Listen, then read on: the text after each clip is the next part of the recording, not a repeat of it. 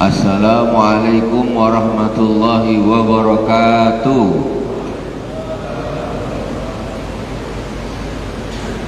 Alhamdulillahirabbil alamin wassalatu wassalamu ala sayyidil mursalin wa ala alihi wa sahbihi ajma'in. Subhanaka la ilma lana illa ma 'allamtana innaka antal alimul hakim. Rabbi israh li sadri wa yassir li amri wahlul 'uqdatam min lisani yafqahu qawli. Allahumma shalli ala nuril anwar wa sirril asrar wa tiryakil aghyar wa miftahi babil yasar sayyidina wa maulana Muhammadin al-Mukhtar wa alihi al-athhar wa ashabil akhyar adada ni'amillahi wa iqbali. Amma ba'd. Jamaah salat fardu subuh Masjid Baitur Rahman yang dirahmati Allah Subhanahu wa taala. Alhamdulillah subuh ini kita dapat nikmat hujan deras. Nikmat. Jadi alhamdulillah berkat hujan deras ini ramai yang belum langsung balik. Itu Allah giring kita. Memang kau jangan balik dulu, aku kasih hujan deras. Anak balik dia basah. Sebentar kita duduk di sini akan mengambil satu mutiara hikmah dari Al-Imam Bishr Al-Hafi radhiyallahu taala anhu, melanjutkan. Mohon pertama kita Fatihah terlebih dahulu kepada baginda Rasulullah sallallahu alaihi wasallam, pada para anbiya, para sahabat, tabi'in, tabi'in, para awliya wa syuhada wa salihin, majami masyayikhina Nabiuddin, khususan Abu Yasin Muhammad bin Alwi Al-Malik Al-Hasani Abu Yasin Ahmad bin Said Muhammad Al-Malik Al-Hasani Ahmad, dan Allah bimadadihim wa fadha alaina min barakatihim wa anwarihim wa ulumihim bid-dini wa dunya wal akhirati bisirril Fatihah. A'udzu billahi minasyaitonir rajim. Bismillahirrahmanirrahim. Alhamdulillahi rabbil alamin. Arrahmanir rahim. Maliki yaumiddin. Iyyaka na'budu wa iyyaka nasta'in. Ihdinas siratal mustaqim. صراط الذين أنعمت عليهم غير المغضوب عليهم ولا الضالين آمين. Bismillahirrahmanirrahim. Qala Abu Yasin Muhammad bin Alwi Al-Malik Al-Hasani di kitab Al-Mukhtar min Kalam Al-Akhyar Bishr Al-Hafi radhiyallahu taala anhu. Al-Imam Bishr Al-Hafi Al-Hafi yaitu orang yang tak pakai sandal. Beliau adalah Imam Bishr Al-Hafi, adalah seorang wali besar, makruf. Walaupun di awal kehidupan beliau ini kenapa kok disebut Al-Hafi? Karena beliau itu pas dapat hidayah, bertobat kepada Allah Subhanahu wa taala habis-habisan, itu sedang tak pakai sandal. Akhirnya ketika hidayah itu datang, kemudian beliau punya satu komitmen, aku selamanya tidak mau pakai sandal. Karena hidayah Allah Subhanahu wa taala turun, tobatnya beliau ini pas dia tak pakai sandal. Makanya ma'ruf dulu orang, kalau bahasa orang kita sekarang, orang ngaruh awalnya, tapi setelah taubat nasuha itu menjadi min kibari auliyaillah ta'ala, menjadi termasuk wali-wali Allah yang besar, yang agung. Jadi intinya apa? Ya, kalau betul-betul ingin berubah, Allah tetap akan angkat derajat. Ya. Jadi contohnya Imam Bishr Al-Hafi. Siapa yang tidak kenal Imam Bishr Al-Hafi? Walaupun awal kehidupannya ya itu berawal dari orang awam lah istilahnya, dan bergelumur dengan maksiat, tapi kemudian bertobat kepada Allah Subhanahu wa taala. Itu membuktikan kalau orang bersungguh-sungguh menjada wajada, siapa yang sungguh-sungguh maka dia akan mendapatkan. Bukan tobat sambal atau tobat tanggung-tanggung. Nah, tobat tanggung-tanggung atau tobat sambal atau orang. Dan sambal belacan lagi, baunya tak hilang-hilang. Nah, ini yang masalah. Nah, ini masalah. Bawa. Nah, kita lanjutkan. Di antara hikmah beliau, ini beliau kan wafat pada hari Jumat, tuwfiya yaumul Jum'ah di syahri Rabiul Awal sanata sab'in wa isrin wa mi'atain. Meninggal pada hari Jumat tahun 227 Hijriah. Berarti masih periode salaf 300 tahun pertama. Jadi termasuk ulama yang bisa kita jadikan rujukan. Beliau mengatakan, innal abda idza qassara fi ta'atillah ta'ala salabahu man yuknisu. Seorang hamba ketika dia teledor di dalam taat kepada Allah Subhanahu wa taala, maka Allah akan mencabut orang yang bisa menghibur dia. Maksudnya apa nih? Kadang-kadang kita hidup ini kan senang, punya kawan enak, ramah apa, hidupnya nyaman gitu, ketemu ini enak, ketemu ini enak, ya. Jadi hidup ini tentram.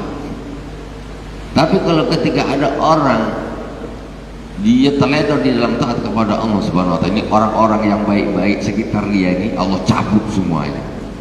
Jadi ketemu ini nak geram, ketemu ini nak ngamuk, ketemu ini bikin jengkel, ketemu ini bikin hati rasanya. Hidup tak tenang. Hidup tidak ada ketenangan. Intinya kalau kita gampang kita permudahkan, orang ini kalau dia termasuk orang yang teledor cerita kepada Allah Subhanahu wa taala, mesti dia banyak masalah dengan orang. Mesti. Ketemu ini masalah. Cerita dari pagi sampai malam masalah aja dengan orang. Ini si bulan gini, si ini gini. Macam orang semuanya orang jelek. Ini yang salah siapa nih sebetulnya nih? Kenapa kok banyak masalah? Nah, orang banyak itu ginilah dengan aku, itu gini, itu gini, itu gini. Itu yang salah. Masa orang tuh salah semua, kau sendiri yang betul? Nah, itu masalah ada pada dirimu. Jurut kenapa? Cek ibadahmu macam mana. Kau ini istiqomah tak ibadah kau ni? Itulah intinya di situ. Ya terbukti itu bisa dirasakan sendiri. Ya. Kalau orang taat, insya Allah kawannya banyak, enak, ramah, hati tenang. Kalau orang tidak taat, maka Allah akan mencabut orang-orang yang bisa membahagiakan dirinya di sekitarnya itu.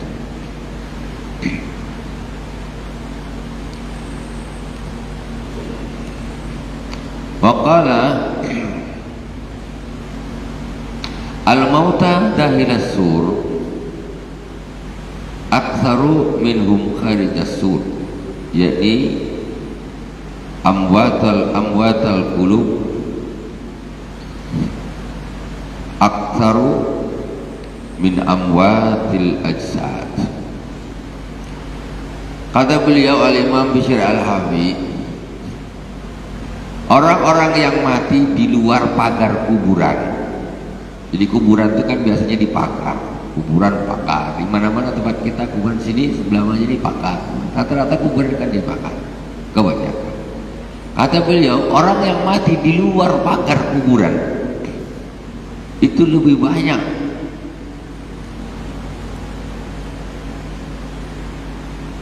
daripada orang yang di dalam. Jadi al-mauta kalau bahasa di sininya al-mauta dakhilas sur aktsaru minhum kharijas sur.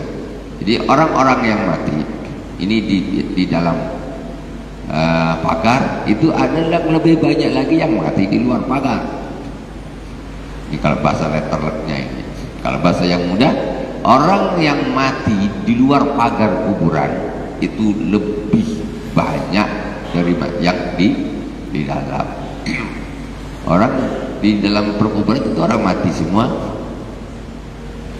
Yang tak mati yang cabutin rumput lah mati, yang lain mati semua. Maksudnya apa? Yaitu orang-orang yang hatinya mati, itu lebih banyak daripada orang-orang yang jasadnya mati. Kalau orang yang di dalam pagar kuburan itu orang mati, jasadnya mati. Tapi yang di luar pagar kuburan nih, kata beliau, ini banyak, lebih banyak lagi orang mati, tapi hatinya pada mati. Jadi bedanya apa mati jasad sama mati hati? Ya lebih parah mati hati lah. Kalau mati jasad, dulu dia itu hatinya tak mati, dia selamat. Tapi orang-orang yang hidup tapi hatinya mati, jasadnya hidup, hatinya mati, dia akan celaka. Jadi sebetulnya yang lebih penting itu bukan mati jasad, hidup jasad, tetapi yang penting adalah hidupnya hati. Dan bahayanya mati hati. Hati mati itu tandanya apa? Ya Allah, susah untuk mendapat apa nih, nasihat, nak ibadah berat, ngomongnya apa nih, maksiat, hatinya keras. Ini hati yang mati, susah ingat akhirat, ingat dunia, terus mati hati. Nak pergi pengajian susah, malas. Kalau nak pergi urusan dunia senang, maksiat lancar, hati mati. Dan banyak itu, ini zaman dulu nih. Al-Imam Bishr Al-Hanafi ini mengatakan 1200 tahun yang lalu. Beliau udah bilang 1200 tahun yang lalu, ini orang yang mati ini yang di luar pagar kuburan yang lebih banyak maksudnya yang mati hati daripada ini 1200 tahun yang lalu. Apalagi sekarang 2024. Ini apalagi zaman sekarang. Memang susah kadang-kadang. Tuba al-Islamu badal Islamu ghariban fa sayaudu ghariban kama bada fa tuba lil ghuraba. Islam itu dulu awalnya itu asing. Nabi Muhammad bawa Islam ini asing. Orang-orang berkata, apa tuh agama apa. Kemudian Islam berkembang pesat. Islam, semua orang tahu Islam, banyak masuk Islam. Jadi agama yang sangat besar. Kata Rasulullah, saya udah ghariban, nanti pada suatu saat Islam itu akan kembali lagi asing lagi. Seperti awal. Seperti awal dulu macam mana para Rasul dengan para sahabat nih, awal-awal Islam asing. Ini Muhammad sama sahabat nih, agama apa nih, nyembah apa nih, asing. Orang Islam awal Islam tuh Nabi Muhammad dengan para sahabat yang pertama masuk Islam, waktu ibadah, waktu ini ditengok orang-orang kafir, ini apa nih, asing, nampak aneh. Tapi nanti setelah ini akan lagi kembali Islam tuh ada orang tengok ini agama ini. Maksudnya orang-orang yang komitmen itu menjadi sedikit. Orang yang suka agama itu dianggap orang aneh, tapi yang suka dunia itu yang orang yang menjadi seperti hal yang sudah lumrah biasa dan betul. Karena ini sudah mulai terbukti lah.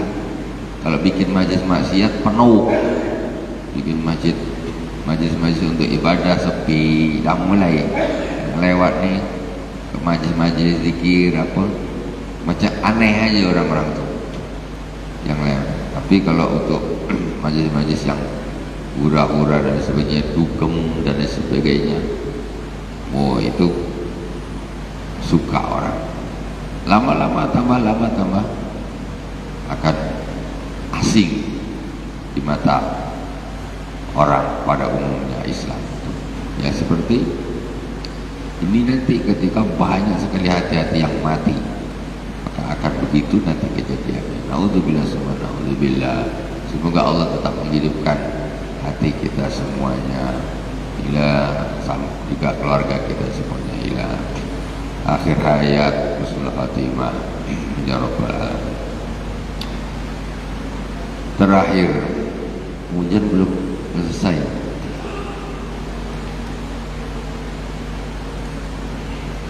Laqiya Bishran rajulun sakran. Al-Imam Bishr Al-Hafi bertemu dengan seorang laki-laki yang mabuk. Tengoklah, memang orang mabuk ini ternyata mulai zaman dulu, mulai zaman jahiliyah sampai ini zamannya Imam Bishr Al-Hafi masih ada juga orang mabuk sampai sekarang, tambah banyak. Buktinya apa?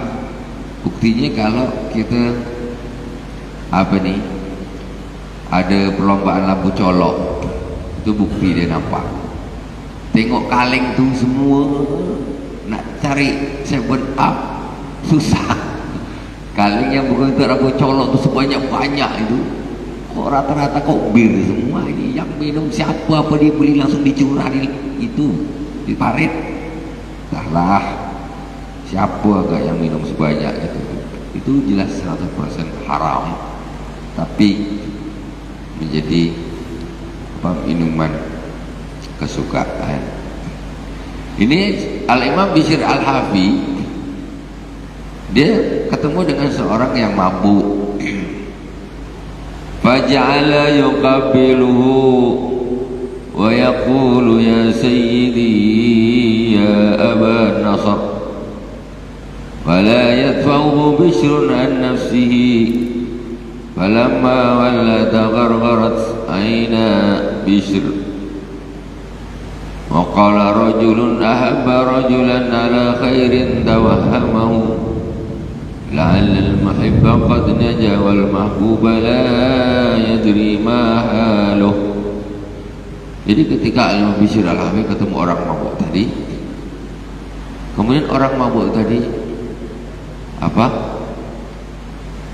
Ya salaman, mencium Al-Imam Bishr Al-Hafi, ya takzim lah, hormat, takzim, salam, cium. Kemudian orang mabuk tadi bilang ya Sayyidi ya Aba Nasr, wahai Sayyidi. Sayyidi itu maksudnya ya Sayyidi ini ya semacam syekhku, guruku, pemimpinku, ya Aba Nasr. Kunyahnya Al-Imam Bishr Al-Hafi. Walayat wa Bishr an nafsihi. Bishr itu orang kayak gitu dibiarkan aja sudah, salam-salaman, tak apa, dicium, dipeluk dia. Jadi Imam Bishr ini orang, ya orang soleh, orang apa, ada orang mabuk dipeluk dia Imam Bishr Al-Hafi. Ya Sayyidi ya Aba Nasr, sama Imam Bishr Al-Hafi dibiarkan saja. Dibiarkan saja dia dipeluk sama orang apa nih? Sakit kenapa?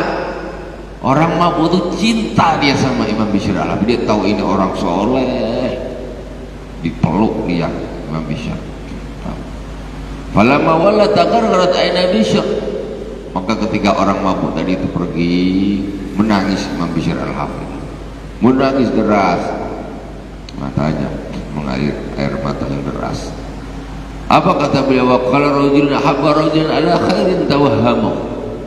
Orang laki-laki ini mencintai seseorang atas dasar kebaikan yang disangka dia. Maksudnya dia, orang mabuk ini cinta dengan Imam Bishr Al-Hafi ini karena cinta dia memandang Imam Bishr Al-Hafi ini orang soleh, orang baik, maka dicinta dia, dipeluk dia kuat-kuat. Kata Muhammad, orang laki-laki tadi mencintai seseorang atas kebaikan yang dia sangka, la'alal muhibba qad naja, bisa jadi orang yang menyintai nanti akan selamat. Siapa? Orang mabuk tadi itu, dia akan selamat. Wal mahbula la yadri ma halu, sedangkan yang dicintai ini tak tahu nanti bagaimana nasibnya di akhirat. Kayak gitu. Padahal dia ini sifat apa namanya? Sifat tawaduk, gak ada ujub sama sekali. Dia orang soleh sampai meletakkan merasa bahwa dirinya itu di bawah orang yang mabuk. Beda kalau kita, apalah orang yang mabuk, kau neraka, semua orang dimasukkan neraka, aku sendiri masuk surga. Alamak. Imam Bishr Al-Habib katanya, ya Allah, ini dia memang mabuk, tapi dia mencintai seseorang atas dasar kebaikan. Yang dia sangka pada aku ini belum tentu baik nih, aku belum tentu selamat, tapi bisa jadi dia karena cintanya kepada orang yang soleh, menurut dia orang soleh, orang baik, bisa jadi dia selamat. Yang dicintai tak tahu nasibnya macam mana. Itu seperti itu. Qala rajulun, ini bukan dalil untuk bahwa orang mabuk itu bagus, tidaklah. Apa pula nanti aku nak mabuk aja yang mencinta sama ulama, waduh payahnya nanti, itu salah paham. Iya, nanti kalau dah kayak gitu dia mabuk benci sama ulama, malahan niat dia dah salah. Tak apalah aku mabuk aja nanti cinta sama ulama soleh, selamatlah aku. Dilakukan betul, dah mabuk dia cintanya sama setan, sama ulama, sama apa, benci, musuhi, terbalik.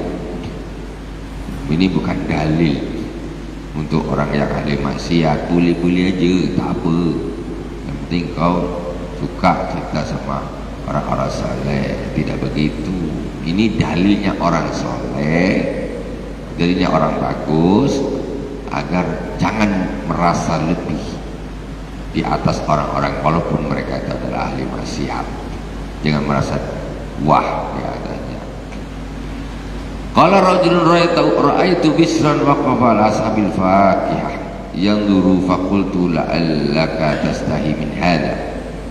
Qala la walakin nazartu idza kana yutimu hadha man ya'sihi fa kaifa man yuti'uhu. Ada seorang laki-laki, ini penjual buah-buahan. Ada laki-laki penjual buah-buahan atau orang yang ada dekat toko buah-buahan. Dia melihat ra'aitu Bishran waqafa ala ashabil Fakihah. Dia orang sebelah yang sama-sama nak beli. Saya melihat Bishr berdiri di samping orang-orang yang jualan buah-buahan. Yang dulu nengok apa-apa, nengok. Fakultu la'allaka tastahi min hadha. Kata laki-laki tadi, apa engkau kepingin buah ni? Apa kau kepingin buah ni? Qala la. Kata minta tak, aku tak kepingin, kata Bishr. Walakin nazartu idza kana yutaimu hadha man ya'sihi fa kaifa man yuti'u. Apa kata Imam Bishr Al-Habib? Tetapi aku melihat, jikalah Allah ini memberi makan buah ini, buah yang bagus, Allah loh sekarang mau memberikan buah ini yang bagus ini kepada orang yang bermaksiat kepadanya. Pakai faman yuti'uhu. Bagaimana Allah tak memberi orang yang taat kepadanya? Intinya gitu loh. Intinya apa maksud ini? Bahasa dari kita, bahwa orang kalau sudah taat sama Allah, tak usah pusing mikirin urusan ekonomi itu. Orang tukang maksiat aja Allah kasih makan, penjahat, pencuri, perampok, apalagi tukang korupsi, makanya sedap-sedap malahan. Orang yang taat tak mungkin tak Allah tak kasih makan, tak mungkin. Orang jahat aja Allah tetap memberikan rezeki, apalagi orang yang taat kepada Allah Subhanahu wa taala. Kalau memang ada sikit-sikit itu hanya sekedar cobaan untuk mengangkat derajat saja. Allah sayang, dites itu. Betul tak kau cinta sama aku? Dites dulu. Ketika itu lulus, Allah naikkan derajatnya. Wallahu subhanahu wa ta'ala a'lam. Subhanakallahumma bihamdik asyhadu an la ilaha illa anta astaghfiruka wa atubu ilaik. Wa sallallahu ala sayyidina Muhammadin wa ala alihi wa sahbihi wa baraka wa sallam. Alhamdulillah rabbil alamin. Wassalamualaikum warahmatullahi wabarakatuh.